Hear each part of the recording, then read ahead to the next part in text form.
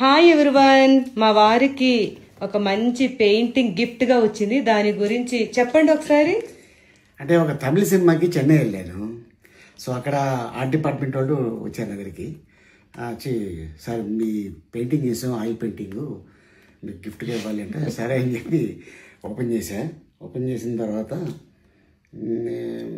అడిగా ఎవరు అన్నా. మీరే సార్ అన్నారు. అది ఇది నేనంట.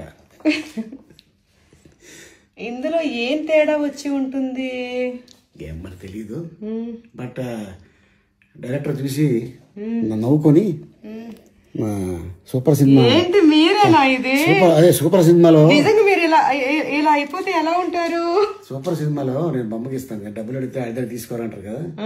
ఇప్పుడు అట్టగా ఇందరూ తీసుకో. బొమ్మని గీస్తే మీలా ఉంది.